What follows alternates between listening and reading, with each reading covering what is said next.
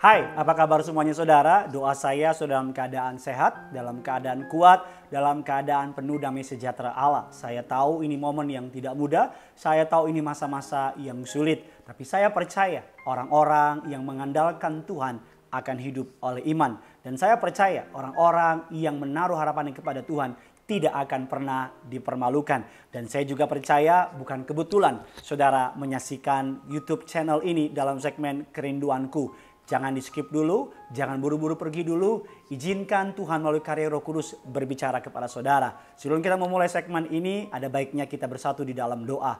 Bapa dalam surga, dalam nama Tuhan Yesus, di masa-masa yang sukar ini, kami kembali datang kepadamu Tuhan. Kami menyadari kami hanya sekuat hubungan kami dengan Tuhan. Kami menyadari bukan Tuhan yang butuh kami, tapi kami yang butuh Tuhan. Oleh karena itu Tuhan, beracaralah di beberapa menit ke depan. Pakailah hamba-Mu ini untuk menjadi saluran berkat. Setiap kata kalimatnya memberkati setiap mereka. Dalam nama Tuhan Yesus kami berdoa dan mengucap syukur. Setiap saudara yang siap diberkati dengan semangat katakan amin. Haleluya. Hari kita akan membahas sebuah tema yang cukup kontroversial. Sebuah tema yang hari-hari ini orang tanyakan kepada saya. Mereka berkata kepada saya, Tuhan masih ada nggak sih? Mereka berkata kepada saya, kalau dia ada, kenapa diizinkan yang jahat terjadi? Atau bahkan mereka berkata kepada saya, kenapa orang tua saya diambil melalui pandemi ini? Dan singkat ceritanya, mereka berpikir Tuhan itu jahat. Tuhan jahat. Tuhan nggak adil. Tuhan gak fair, Tuhan itu jahat. Kalau memang dia baik, mengapa Tuhan mengizinkan hal yang buruk terjadi kepada saya? Sabar dulu, jangan marah dulu. Kita buka dasar kebenaran firman Tuhan. Terambil dalam Ayub 9 ayatnya yang ke-15. Ambil Alkitab saudara, saya akan tunggu dengan sabar. Ambil, keluarkan Alkitab saudara melalui HP apapun itu. Ayub 9 ayatnya yang ke-15. Yuk, yang sudah di sana sama-sama dengan saya katakan Tuhan Yesus baik. Amin. Walaupun keadaanmu gak baik, dengan iman bilang Tuhan Yesus baik. Sama-sama ikuti saya, kita baca sama-sama. 3, 2, 1, ya. Walaupun aku benar, keren banget pembukaannya. Walaupun aku benar, aku tidak mungkin membantah dia. Malah aku harus memohon belas kasihan kepada yang mendakwa aku. Wow, ayat ini mind blowing, ayat ini meledak dalam pikiran saya. Ayub adalah Alkitab katakan orang yang benar. Suatu hari dalam rapat ilahi Alkitab katakan Allah bersama dengan malaikat, muncullah yang namanya iblis. Apa kata Allah kepada iblis? Adakah engkau melihat? Pertanyaan pertama, dari mana kau iblis? Apa jawab iblis? Dari mengelilingi bumi. Dan apa jawab Allah? Adakah engkau melihat hambaku yang setia, saleh dan menjauhi kejahatan? Tidak ada orang di muka bumi seperti dia.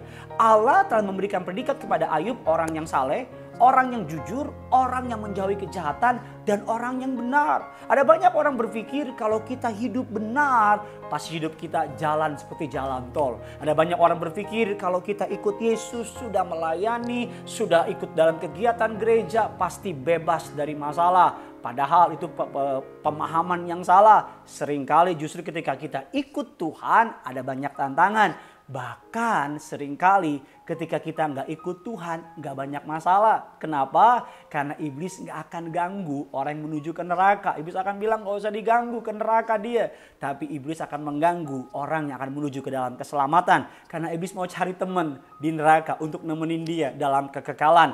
Ayub orang yang baik, orang yang saleh, orang yang menjauhi kejahatan. Dalam tempo 1 hari Alkitab katakan hartanya diambil habis, sapinya, ternaknya, semuanya diambil habis. Alkitab katakan yang kedua, anak-anaknya mati semua. Bahkan Alkitab katakan dalam pencobaan berikutnya, Alkitab mengatakan apa saudara? Badannya penuh dengan yang namanya sakit penyakit, harus mengambil beling dan menggaroknya. Bahkan istri yang dia kasihinya berkata, masihkah kau menyembah Tuhan Allahmu? Kutukilah dia dan matilah engkau. Tapi apa jawab Ayub? Dikatakan demikian, walaupun aku benar, wow, aku tidak mungkin membantah dia. Malah aku harus memohon belas kasihan kepada dia yang mendakwa aku. Saya nggak tahu apa yang sudah sedang hadapi hari ini. Mungkin hari ini kau baru dipecat.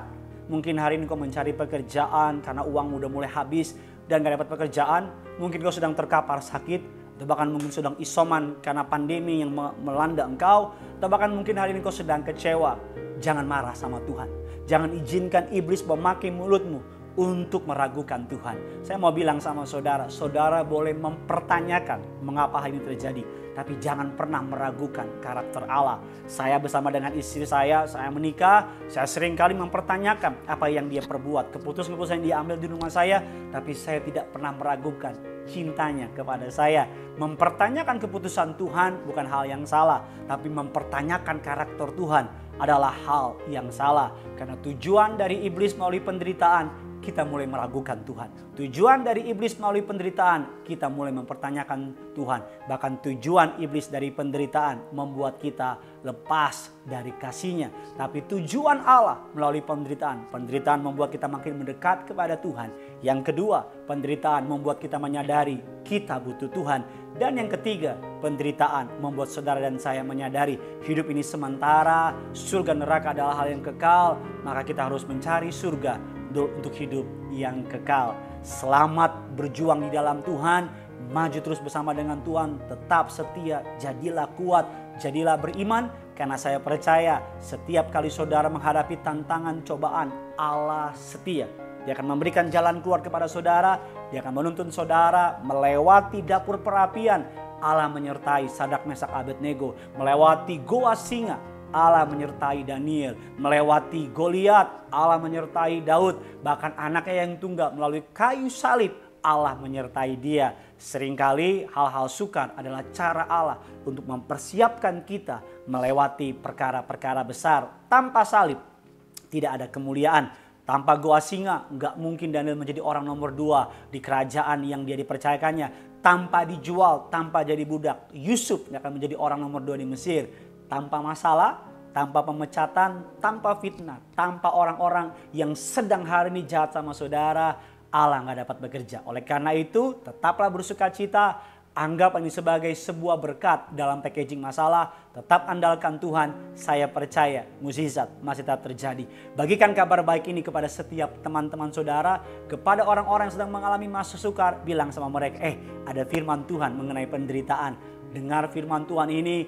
maju terus bersama dengan Tuhan, dan saya percaya ketika kita putuskan menjadi berkat, maka Tuhan akan memberkati kita secara luar biasa. Jangan lupa komen di bawah sini apapun masalah saudara, apapun beban hidup saudara, biar kami dapat mendoakan, biar orang yang membacanya juga dapat bersuka cita karena apa yang saudara alami. Dan saya berdoa hari ini hari berkat, hari mukjizat, hari anugerah. Sepanjang hari ini kebajikan kemurahan Allah akan mengejar-ngejar kehidupan saudara. Jangan lupa yang punya surga, sama-sama bilang sama saya apa? Crazy in love with you. Bye-bye.